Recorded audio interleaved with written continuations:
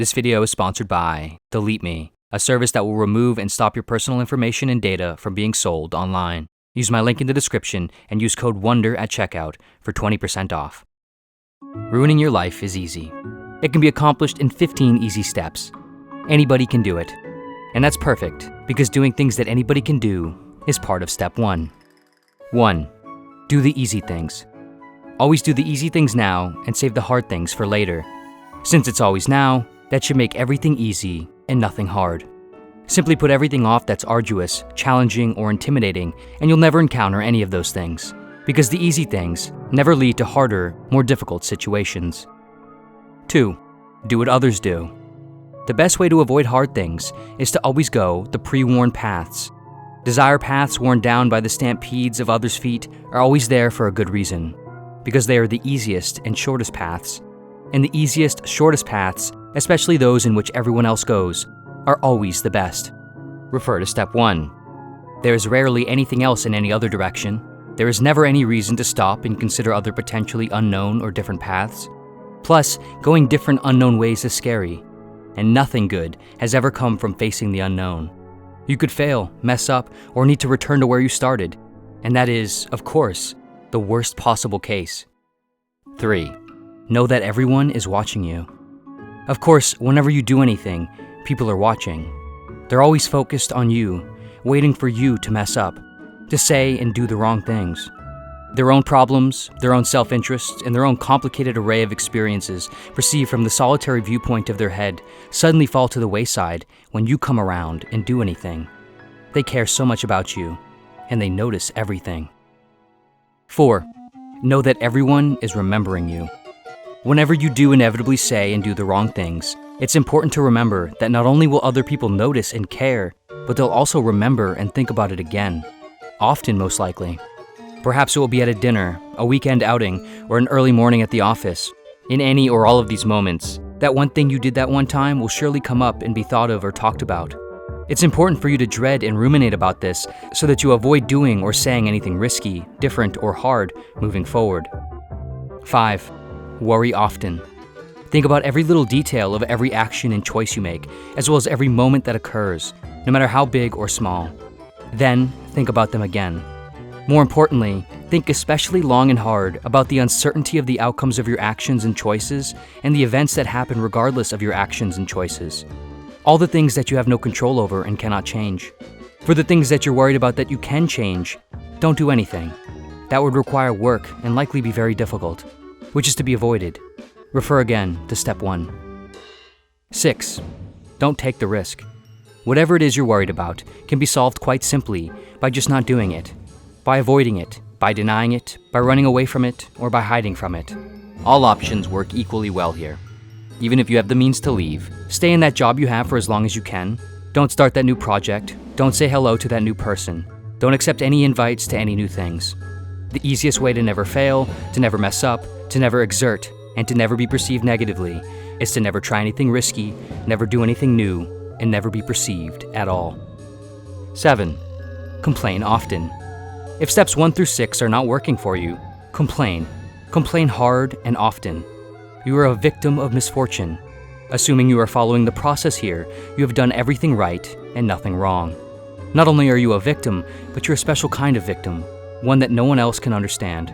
Sure, other people's lives are probably hard, and they are probably struggling with a similar process, but no one has your brain and your misfortune, and your brain and misfortune are uniquely bad. And, like worrying, complaining doesn't mean you have to do anything or solve anything. It keeps things the same, nice and easy. 8. Always see yourself in a positive light. You can't spell self-care without self. And so, put the self, yourself, above all else. Rationalize your pitfalls as positives. You are a good person, a great person. You would never do anything wrong or bad. Practice affirmations to remind yourself of this, but just stop there. So to avoid any sort of self-reflection or work that might be hard or painful. Guided or internal affirmations work equally fine. Listen to or think things like the following. I am powerful. I am fierce. I am beautiful. I am special. I am great. I make healthy choices. I will do amazing things today. I know my worth. I am proud. For the avoidance of any confusion here, note that you don't have to be or do any of these things. You just have to think them. The more delusional, in fact, the better. 9. Always assume the worst in others. Whenever someone gets in your way, does something wrong, or is inconsiderate to you in any way, know that it's because they are a uniquely dreadful, selfish person, and they are singling you out. It's like a sport for them. They are inherently bad. They have all the right information about the situation and about you, and they have no reason to ever be impatient, foolish, short, slow, inconsiderate, in the way, or defensive. There is nothing going on in their lives that could possibly justify any mistakes or behavioral lapses. People are always considering and treating you as an important distinction from their lives. Refer to step 3. And so, it's best that you expect this and be short, defensive, and impatient toward them. 10. Avoid confrontation. No matter what anyone does, be extremely nice all the time to just about everyone. Of course, don't always mean your niceness. Use the niceness to avoid conflict, confrontation, and difficult things. Refer to step 1. This helps ensure that everyone likes you, and it helps you avoid doing anything wrong or risky. This works great in conjunction with step 9 because now, whenever someone does something wrong to you, like crossing your boundaries, misunderstanding you, and so on, you can blame them and not you, because you're extremely nice. 11. Don't reach out to people. Your isolation is a superpower. Embrace it as a good thing, as part of your identity. You're alone because you're so unique and complicated. Refer to step 7. If you haven't heard from someone in a while, don't reach out. They haven't reached out to you after all. Sure, they haven't heard from you either, but that's different. Ultimately, an endless game of hide and seek with friends and family is a great way to increase the distance and isolation you've already justified to yourself as a positive and now identify with as a part of who you are. 12. Disregard time. Don't acknowledge or respect time. Don't waste energy getting ready early, so to ensure you're on time for things that you agreed to be at by a certain time. Be late if you have to. How you handle your time is your own choice, and it doesn't affect anyone else. Better yet, don't even try to schedule things. Be haphazard and careless, and refer to this as going with the flow.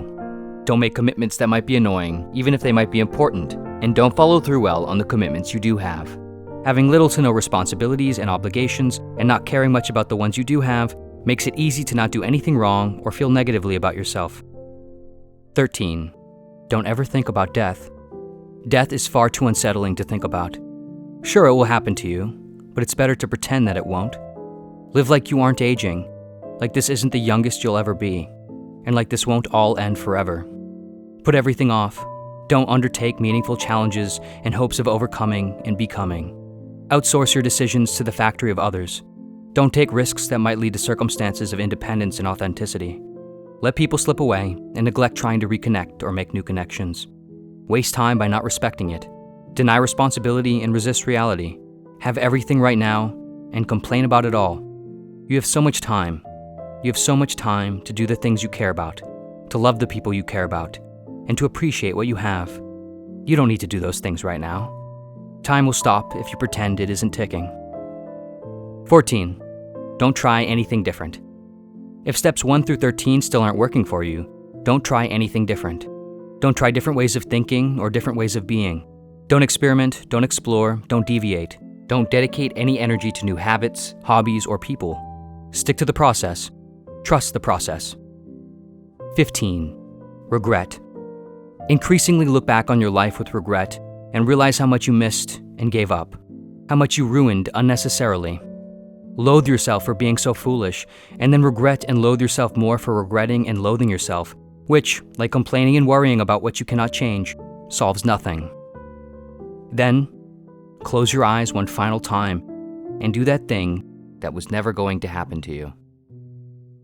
Great job. You have now successfully completed the 15-step process and ruined your life. Thank you for watching. Of course, there are many ways our lives can be ruined or negatively affected that have little to nothing to do with our actions, by chance circumstances or by other people's malice or negligence.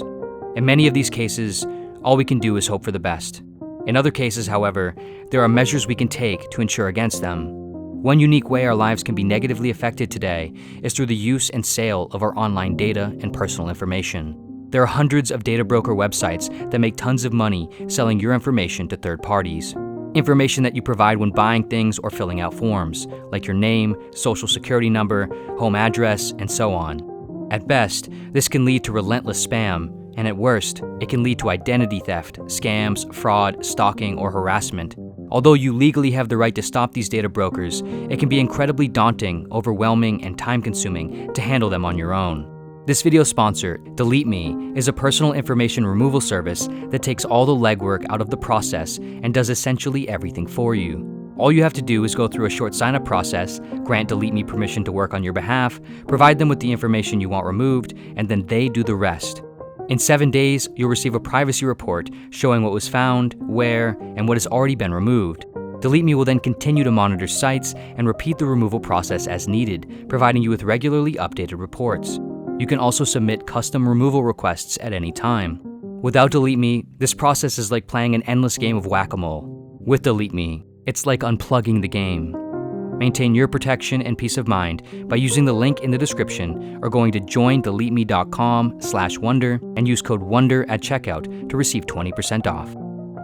And of course, as always, thank you so much for watching in general, and see you next video.